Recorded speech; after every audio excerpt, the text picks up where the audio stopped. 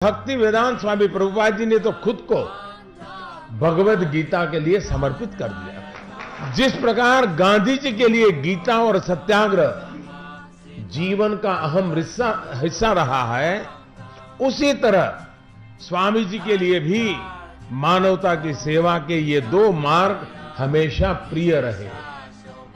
यही कारण है कि उन्होंने पहले गांधी जी के नेतृत्व में भारत छोड़ो आंदोलन में हिस्सा भी लिया था और देश के आजाद होने के बाद वो मानव मुक्ति की अलग जगाने दुनिया के भ्रमण पर निकल गए। हरे कृष्णा हरे कृष्णा। साथियों, दुनिया की ये भव्यतम श्रीमद् भगवत गीता 3 मीटर लंबी और 800 किलो की है। ये सिर्फ अपने आकार की वजह से ही खास नहीं है, वास्तव में सदियों तक दुनिया को दिए गए महान भारतीय ज्ञान का प्रतीक बनकर के, एक प्रतीक चिन्ह बनकर के रहने वाली है। इस गीता को बनाने में इस्कॉन से जुड़े आप सभी ने अपना पूरा सामर्थ्य और रचनात्मकता लगाई है। साथियों, श्रीमद् भगवत गीता भारत का दुनिया को सबसे प्रेरक उपहार है। गीता पूरे विश्व की धरोहर है। गीता हजारों साल से प्रासंगिक है। विश्व के नेताओं से लेकर सामान्य मानवी तक सभी को गीता ने लोक हित में कर्म करने का मार्ग दिखाया है। भारत के करीब करीब हर घर में तो किसी न किसी रूप में भगवत गीता विराजमान है ही। दुनिया भर की अनेक महान विभूतियां भी इसकी दिव्यता से अछूती नहीं रह पाई। ज्ञान से लेकर विज्ञान तक हर क्षेत्र के अनेक लोगों की प्रेरणा कुरुक्षेत्र के मैदान पर कही गई ये अमर वाणी है।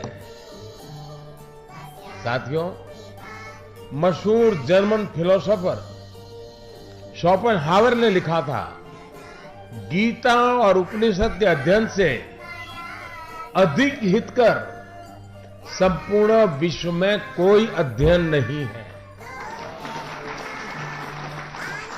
जिसने मेरे जीवन को शांति से परिचित कराया और मेरी मृत्यु को भी अनंत शांति का भरोसा दिया। ये बातें उन्होंने उस दौर में कही जब हमारा देश गुलामी की बेड़ियों में जकड़ा हुआ था। हमारी संस्कृति, हमारी परंपरा को भी कुचलने के अनेक प्रयास किए जा रहे थे। भारतीय दर्शन को नीचा दिखाने के भरपूर प्रयास चल रहे थे। साथियों, दुनिया को भारत के इस पुरातन ज्ञान से, पवित्रता से परिचित कराने का एक बड़ा प्रयास मंच पर विराजमान विभूतियों ने किया है और मेरे सामने मौजूद अनेक विद्वानों और भक्तों ने भी किया है। श्रील भक्ति वेदांत स्वामी प्रभुपाद जी ने तो खुद को भगवत गीता के लिए समर्पित कर दिया। जिस प्रकार गांधी जी के लिए गीता और सत्याग्रह जीवन का अहम हिस्सा रहा है, उसी तरह स्वामी जी के लिए भी मानवता की सेवा के ये दो मार्ग हमेशा प्रिय रहे। यही कारण है कि उन्होंने पहले गांधी जी के नेतृत्व में भारत छोड़ो आंदोलन में हिस्सा भी लिया था और देश के आजाद होने के बाद वो मानव मुक्ति की अलग जगाने दुनिया के भ्रमण पर निकल गए। अपनी मजबूत इच्छा शक्ति से हर प्रकार की चुनौतियों का सामना करते हुए उन्होंने इस्कॉन जैसा एक अभियान छेड़ा जो आज भगवान श्री कृष्ण के दिखाए मार्ग से दुनिया को परिचित कराने में जुटा हुआ है।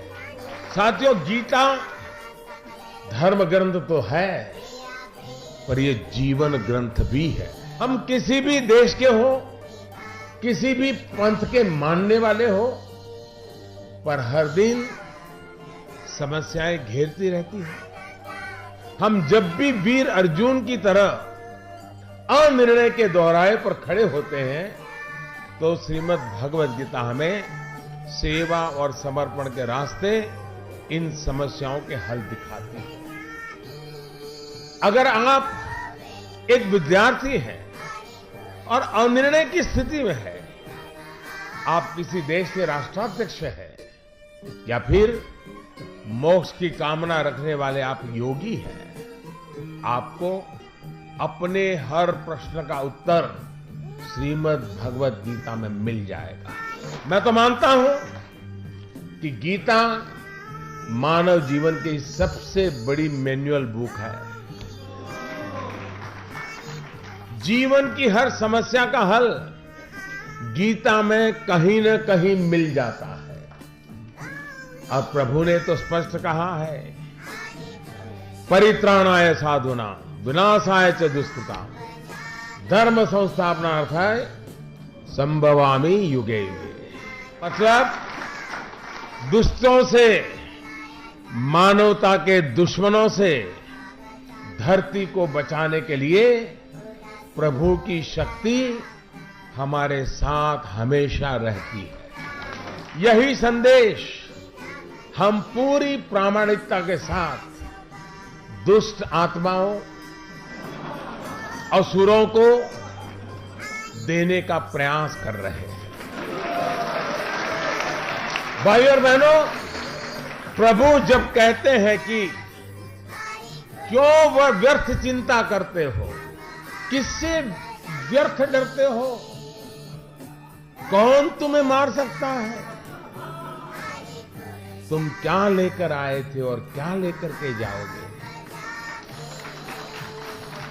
तो अपने आप में खुद को जन सेवा और राष्ट्र सेवा के लिए समर्पित होने की प्रेरणा अपने आप मिल जाती है। साथियों, हमारी सरकार का हमेशा से ये दृढ़ विश्वास रहा है कि भारतीय संस्कृति, भारतीय मूल्य, भारतीय परंपरा में दुनिया की अनेक समस्याओं का समाधान है। एक बार फिर इस्कॉन से जुड़े हर भक्त को, हर भारतवासी को, मानवता में विश्वास रखने वाले दुनिया के हर व्यक्ति को इस दिव्य भगवद गीता के लिए मेरी तरफ से बहुत बहुत बधाई।